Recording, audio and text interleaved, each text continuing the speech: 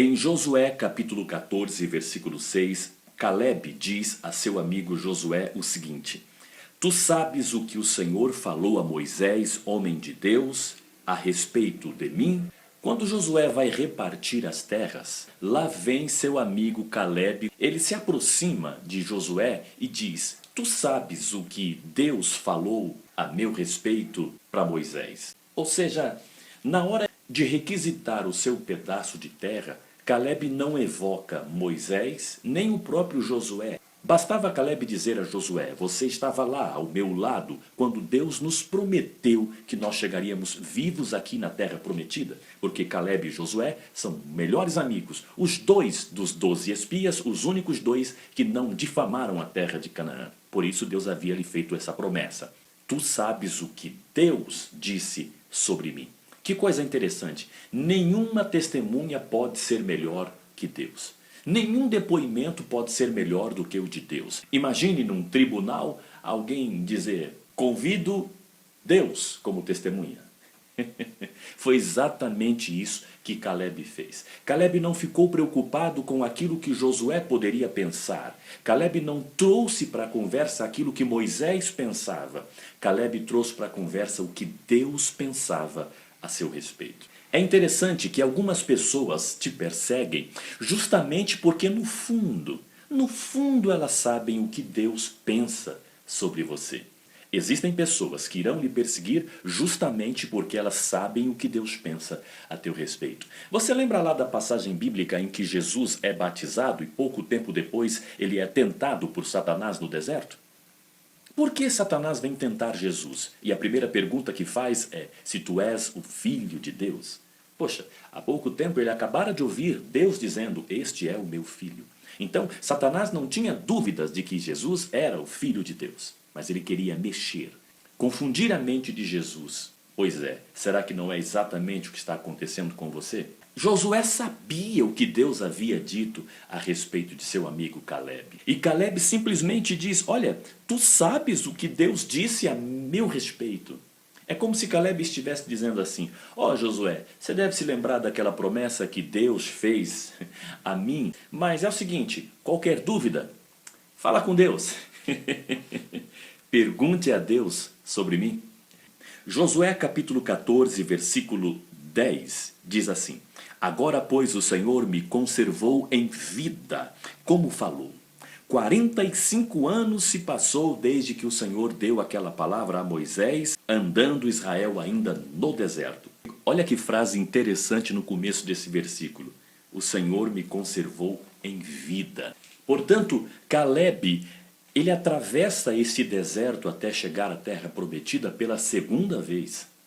Isso é interessante você pensar. Caleb esteve na terra prometida uma outra vez, quando ele foi como espia. 40 e tantos anos depois, ele está chegando agora pela segunda vez na terra prometida. E ele está dizendo a seu amigo Josué, que agora é o líder de toda a nação: o Senhor me conservou em vida. É isso que é interessante você guardar para você.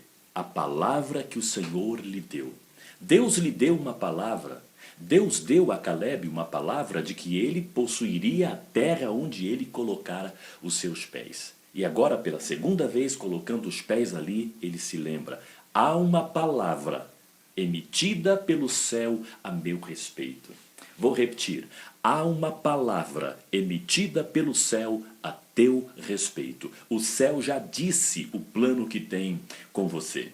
Você vai chegar intacto, fique calmo. Toda essa tempestade vai passar e você vai chegar do outro lado. O Senhor me conservou em vida. Se levante com isso no seu coração. Há uma palavra de Deus a meu respeito. Viva com esta certeza.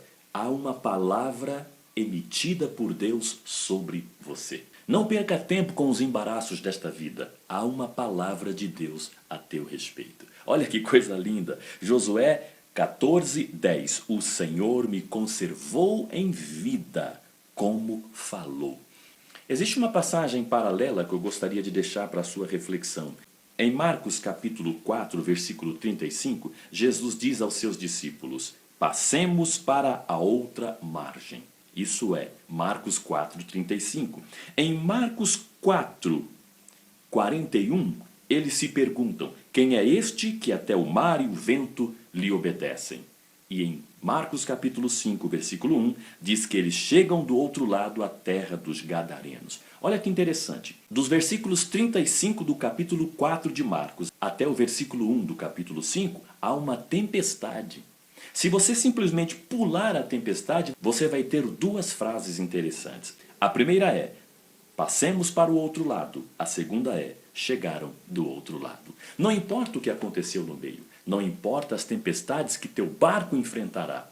Importa que você vai chegar do outro lado, porque há uma palavra de Deus a teu respeito. Portanto, Caleb diz a Josué, olha, o mesmo Deus que falou comigo lá, me conservou em vida durante todo este deserto, para que eu chegasse aqui e presenciasse o cumprimento desta palavra.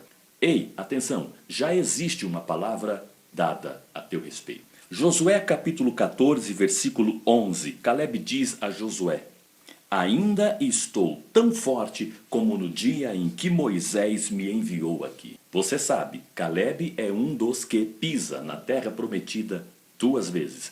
A primeira como um espia e agora tomando posse dela. Agora, olha que top o que Caleb diz. Ainda estou tão forte como naquele dia. Como há 40 e tantos anos atrás. Caleb está dizendo o seguinte, eu me preservei, eu me policiei, eu tomei cuidado. Observe, do momento em que Deus lhe faz a promessa que ele tomaria posse daquela terra, que ele pisaria de novo na terra prometida, passam-se mais de 40 anos. Mas ele diz, estou tão forte como há 40 anos atrás. É interessante isso, porque Caleb aparece na história em Números, capítulo 13, quando ele é enviado como espia, e de repente ele some da história e ele vai aparecer agora só no livro de Josué. Eu vou repetir isso para você. Durante 40 anos a gente não tem notícia de Caleb.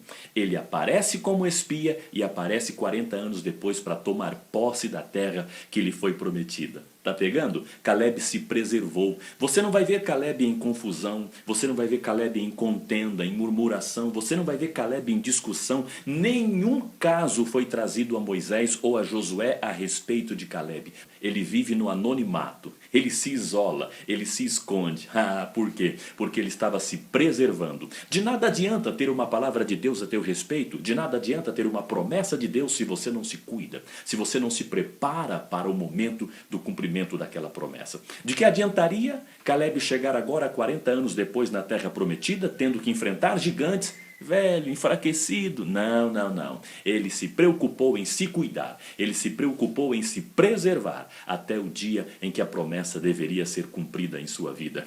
Preste atenção nisso. 40 anos Caleb fica desaparecido da história. Ele aparece como espião e 40 anos depois ele aparece para tomar posse da terra.